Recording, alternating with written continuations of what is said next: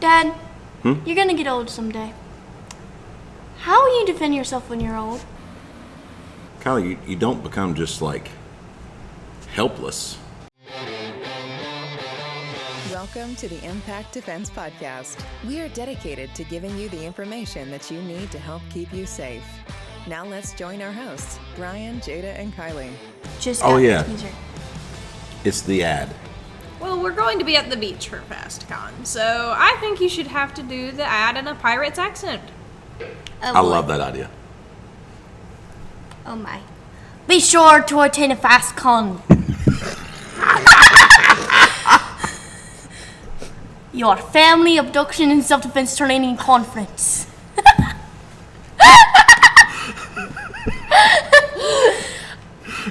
October the 15th and 16th.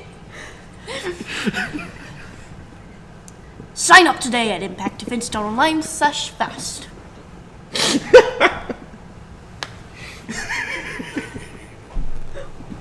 You know what, Chad?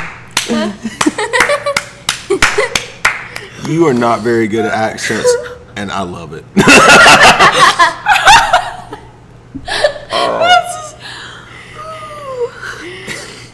You good there, Jada? That was like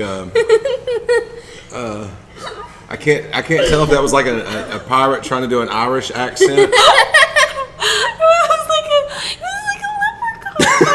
leprechaun. Leprechaun pirate. You have a story for us, Jada? And now time for the news portion of our podcast with your host, me. So, now we bring you a story from San Francisco, where a 75-year-old woman defends herself against an attacker. She says she was leaning against a pole on the street when a man walked up and punched her in the face. Oh. She jumped into the action to protect herself. She found a stick around the area and fought back. Witnesses told the news that they saw the lady pummeling her attacker with the paddle. One of the witnesses, who took a video of the aftermath, was jogging in the area. He was telling the story while waving the wooden paddle with one hand and holding an ice pack to the lady's face with the other. He said she was very visibly upset and yelled out in Chinese, "This bum, he hit me." From what I could see, she wanted more of the guy on the stretcher and the police were holding her back. "He bullied me, the jerk, he bullied me." So I gave him a punch. I'm sorry. He bullies old people, so I gave him a punch. That is awesome.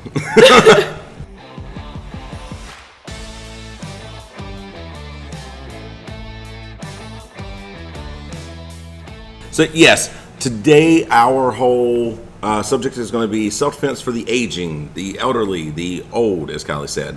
But it's going to be talking about self-defense. The grayest among us. The grayest? Okay. So it's going to be talking about self-defense from that kind of perspective. I really don't like hearing as an instructor where people say, "Oh, I'm just too old to learn how to defend myself now." No, you're not. We've had too many stories of people that are older that are defending themselves without the use of something like a firearm. You know, that lady in her paddle. The other lady we talked about a few weeks back, the 67-year-old who's 4'10", who Backed beat up that only dude. with the power of jiu-jitsu. Yeah, that's awesome. So just don't say you're too old. You need to actually try something. And today we're going to talk about some of the benefits and some of the things that you can do. According to the report from the U.S. Department of Justice, from 2003 to 2013, 93% of all crimes against people over the age 65 were actually property crimes. So something like burglary, theft, something along those lines. So that most of them are not violent crimes against them.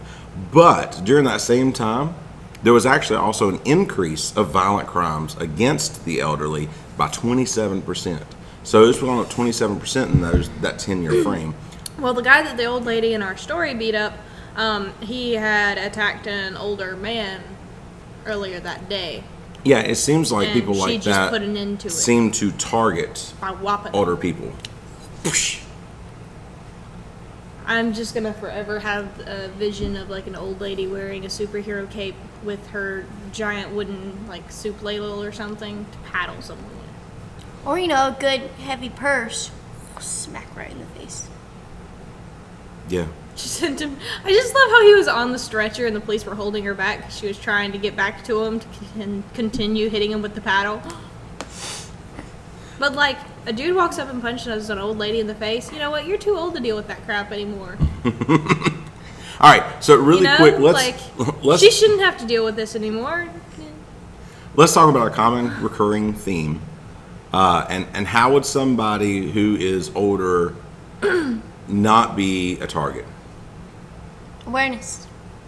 Well, the funny thing is,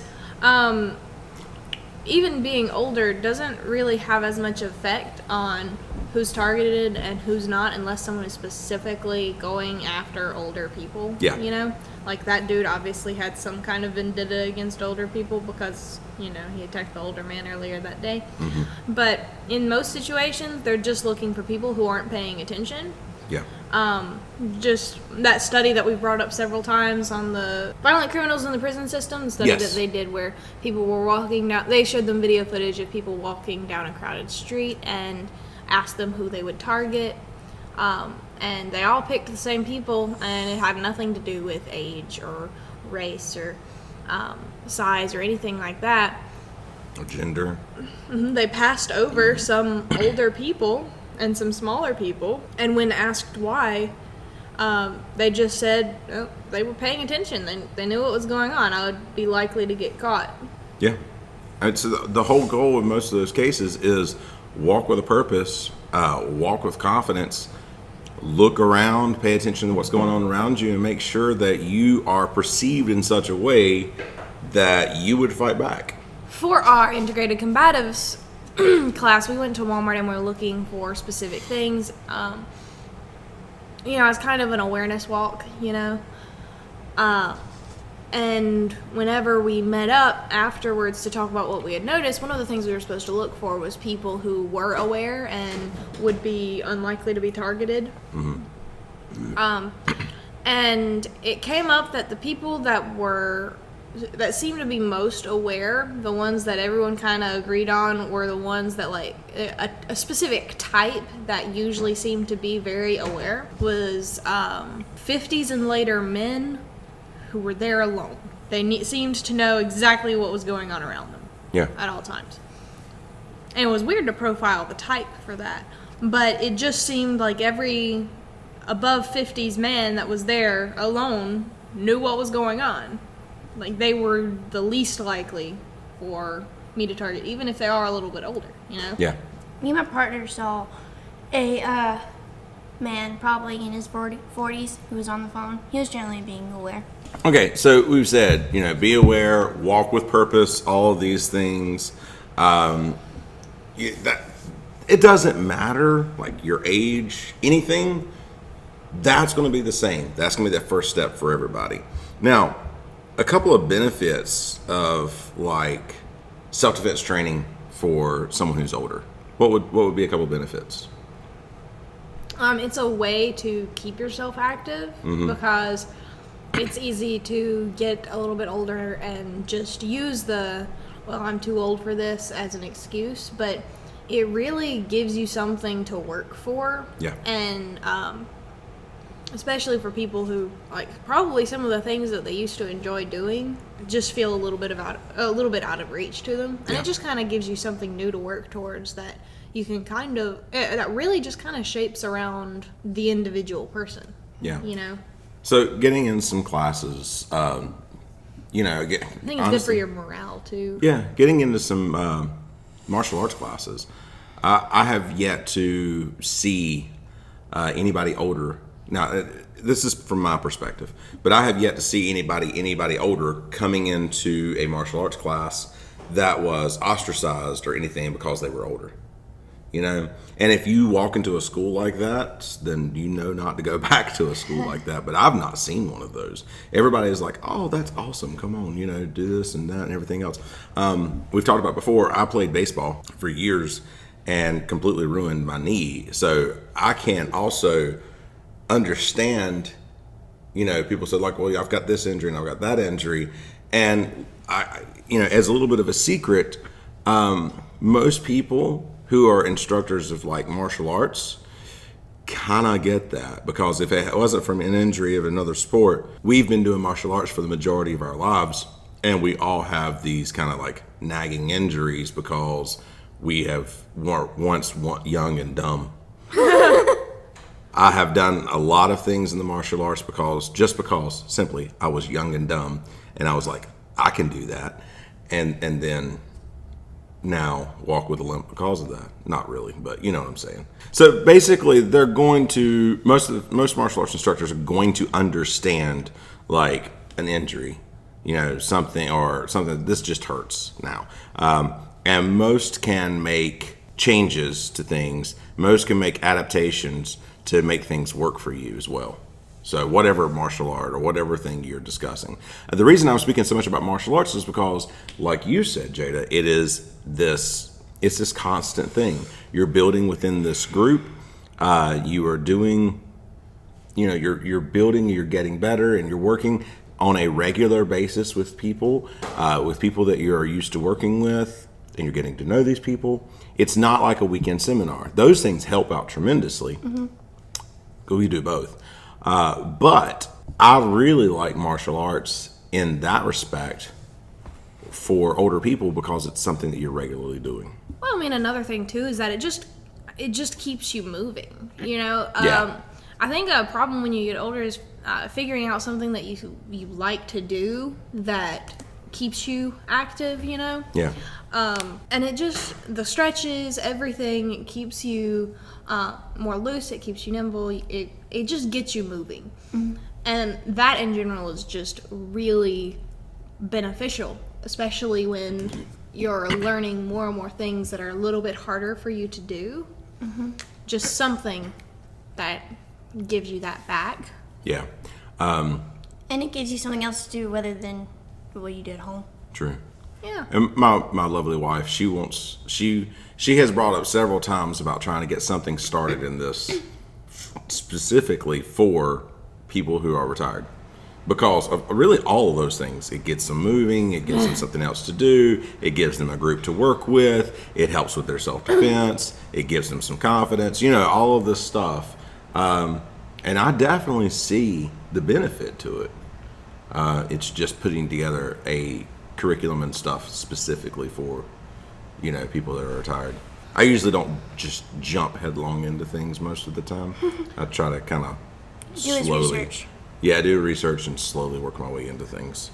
Well, sometimes it's amazing to me how even if you've had something like a stroke or something that really kind of sets you back in your movement, how doing something active, that's something that you used to do before that event occurred, and seeing that you can still do it or you can still achieve something, how it helps with your mindset after that. Because I've got a grandparent who had a stroke last year and was completely paralyzed on one side of his body for a long time and is still recovering from that, and has not gained all of his strength and movement back, and I never will. Yeah.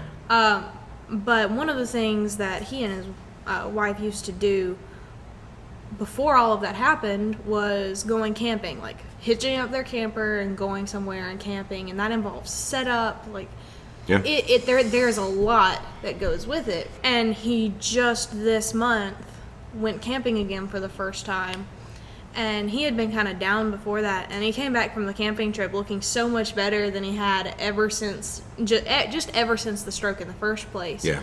Because it was challenging the first couple of days getting everything figured out, but once he figured out little things, like he could still fish, like he caught enough trout to like take some home and have several dinners, you know, things like that gave him back something that he felt like he would never get back again. Like that, it did so much good. He's been in the best moods That's ever awesome. since, because, you know, just showing him that he can still do things. Yeah. You know, it may be a little bit harder, but he can still do things. There's a study out there that shows that like stuff like boxing and kickboxing and just martial arts in general helps people that are developing Parkinson's as well. So, you know, that's another thing to think about. Just like it can help you out in so many of these ways. It can help your balance. It can help your mobility and all that kind of stuff as well. So I guess the one kind of elderly person that we haven't really talked about is the kind that like never lost the drive to do new things. yeah, that's Like, true. I am never getting old. Like, I will be young forever. Like, that mindset. Oh, I thought they were saying that's what Like, you were saying about yourself. No, one of the... Lily, is it your grandma that still, like, runs 10Ks and stuff? My great-grandma. Your great-grandma still runs 10Ks? Almost 80. She did a rock wall a couple years ago. It was in the And she went whitewater rafting. That's the old person I want to be. I know, me too. I'm not joking. It really is. Okay, so you guys can't hear her in the background, but we do have someone else here, just not a part of the podcast, whose great-grandmother still, like, runs marathons, did you say? Yeah, okay. So their great-grandmother, who's about 80, still runs marathons. A couple years ago did a zip line and Rock a wall. rock wall and went whitewater rafting with them. You know, never lost the drive to keep doing things. Is keeping yourself active and healthy, you know? And I just get so much joy out of that. Yes, absolutely. Like, just hearing that, I'm over here going, this is the kind of old person I want to be, because once you have great grandchildren, I'm sorry, you can't get around the fact that you are old. Like, great grandchildren, it's kind of the mark where you're just like, okay, yeah, I'm kind of old, but it doesn't mean that you have to. You don't have to act like some old people do.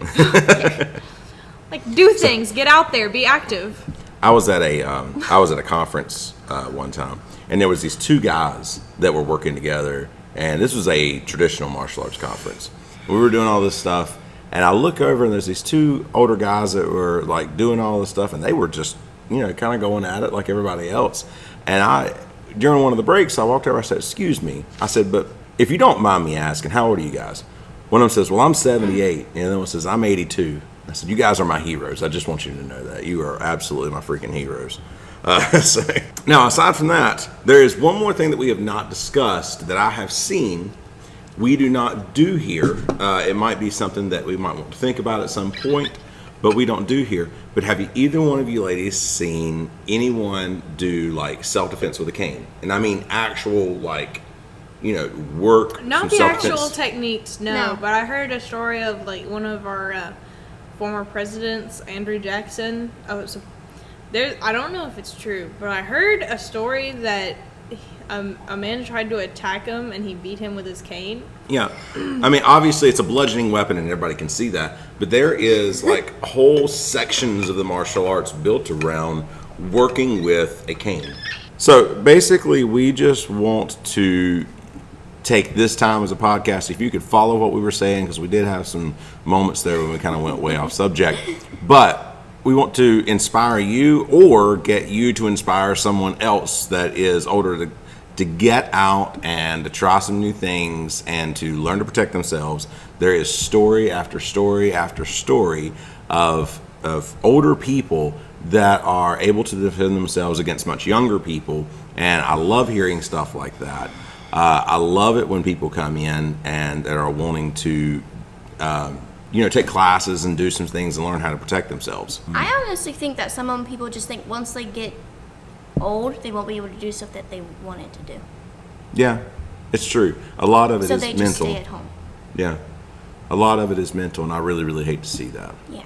I think my husband's whole goal in life is to be the old man who yells at kids to get off of his lawn. That's sad because And he's you're just the barely opposite person? a little over 20. No matter how old you are, if you're looking for some kind of self-defense tool that's, something other than a gun, if you're looking for some self-defense tool like that, our favorite is theatomicbear.com. They have some great stuff and some really great prices. So if you're looking for some kind of self-defense tool, go ahead and check them out at theatomicbear.com. Don't forget to use the coupon code Impact Defense. Will get you 20% off of anything on this store. I was like, I'm just rambling. I don't remember what I was supposed. There was a point I was We're supposed to get almost around to.